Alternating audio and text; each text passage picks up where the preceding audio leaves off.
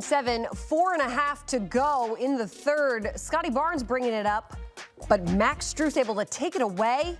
Gets it to Jarrett Allen, who throws it down.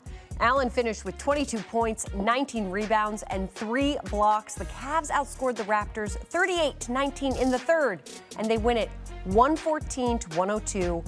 And Cleveland is moving on to face the Detroit Pistons in the second round.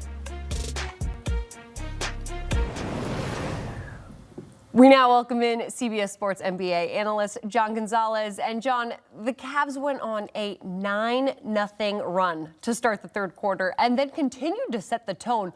What changed for them in the second half? Yeah, I mean, they were home. They played really well at home all series, less well when they had to go to Toronto. This team is really about 4 guys, and all 4 of them came to play tonight, especially and including Jarrett Allen, who had not just his best game of this series, but maybe his best playoff game ever. He goes for 22 points, 19 rebounds, and 5 stocks, steals, and blocks combined. That's the Jarrett Allen they're going to need in the next round against the Detroit Pistons, who, you know, we'll see. Jalen Duren did not have a good series, but those 2 guys especially, it'll be very interesting to see how they match up. But Donovan Mitchell goes for 22 points tonight. James Harden, famously not great in Game 7s. He was fine tonight. And then Evan Mobley contributed as well. So full Cavs effort on a night when they didn't even shoot that well tonight, Caroline, and that's generally what they need to do in order to beat teams. But the Raptors, the poor Raptors, man, I mean, like, they just didn't have enough firepower to match up with the Cavs. So the fact that they even took it to 7 games was a little surprising for me. But the Cavs were the better team all season long, and they were the better team in this series, and they're moving on.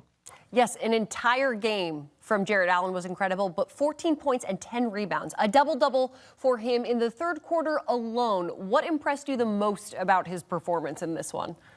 Yeah, late part of the season, he was really good, and then he had some injury issues. He was sort of in and out of the lineup, and you were like, okay, what are you going to get out of him? And then early in the series, he wasn't nearly as effective as Donovan Mitchell, James Harden, and Evan Mobley.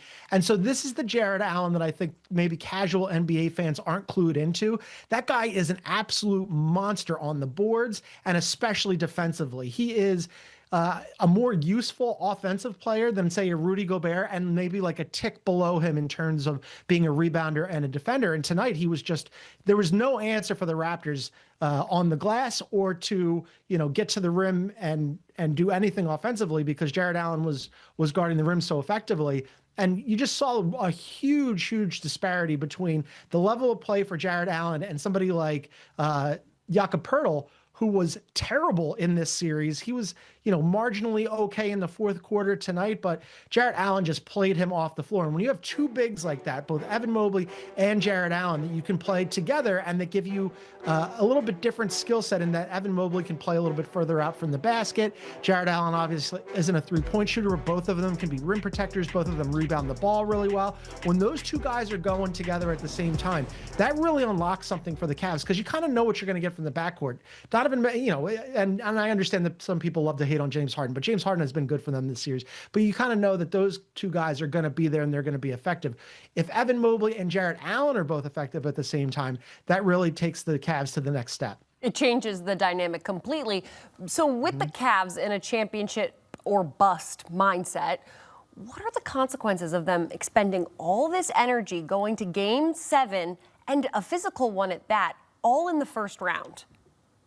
Yeah, I mean, but their next round opponent did the same thing, right? I mean, the Pistons didn't want to go to Game 7 against the Magic either. So both of these 2 teams are sort of on an even foot moving forward. It's going to be a really interesting matchup. I mean, there's the old cliche about styles make fights.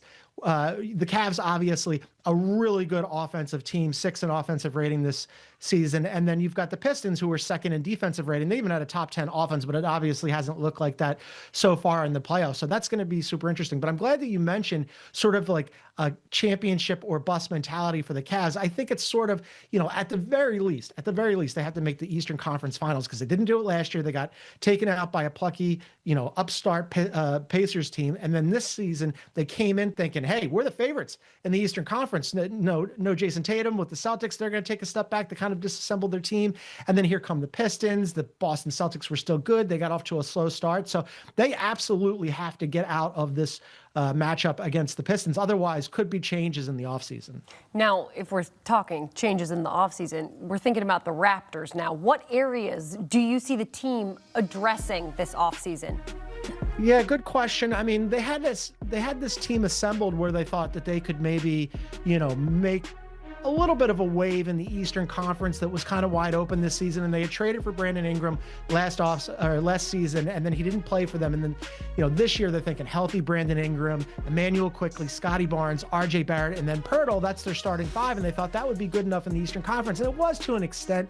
They were middle of the pack. They finished as the 5th seed. I think they exceeded expectations, but during the regular season, they were just 5 for 24 versus the top 6 teams in the West and the top 4 teams in the East. So, they don't get out of this series against a good Cavaliers team. I just think they're sort of middle of the pack. So how do they improve? That's a good question. They've got all their picks. They've got some nice young talent. Maybe they decide that they've had enough of RJ Barrett. Scotty Barnes obviously isn't going anywhere. Maybe they decide also that they don't think Emmanuel Quickly is the guy. Small guards kind of out of favor. There was rumblings a little bit about maybe they would be interested in John Morant, but then nobody was interested in John Morant. So yeah, I think they're probably going to tinker here.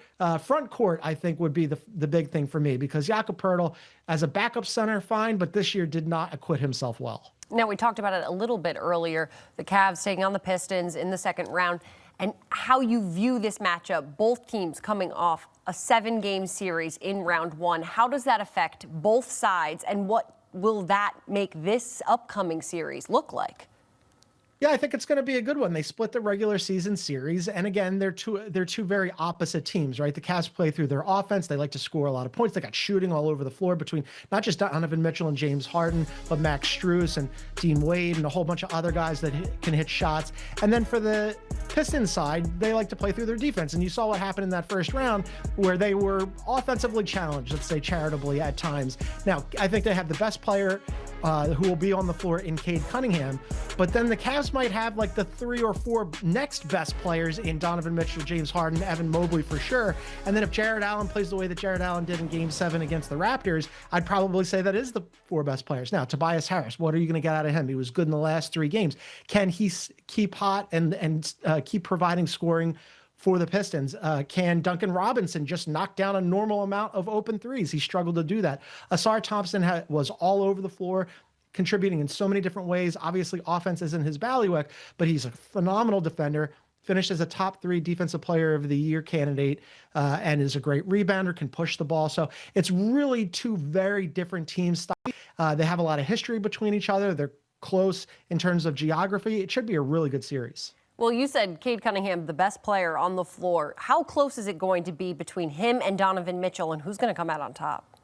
Yeah, it's Cade Cunningham for me, just by virtue of the season that he had. But if you're going to go historically, Donovan Mitchell is right there with him. It's a 1-1A situation. I don't think there's a huge gap there. But Cade Cunningham was so good this year. He was a top 5 MVP candidate. I think he's going to be first team All NBA. Donovan Mitchell will make All NBA too, just not first team. That's a big deal, right? Because Cade Cunningham is a 2-way player. Donovan Mitchell not nearly as good on the defensive end, but how much offense that Cade Cunningham is going to have to generate and always has to generate for the Pistons, as opposed to Donovan Mitchell's a bucket, but he also has a lot of other offensive weapons around him. So can the Cavs defend? Because Donovan Mitchell and James Harden, not exactly known for that. They'll try. They definitely work at that end. They're just not as good at it. And then on the flip side, how much offense can the Pistons generate beyond Cade Cunningham? Well, John Gonzalez, thank you, as always, for the incredible analysis. We'll have to wait and see what happens. All right, East semifinals preview. We've got the Cavs taking on the Pistons. Cleveland won 12 straight playoff games against Detroit since 2007, so something to take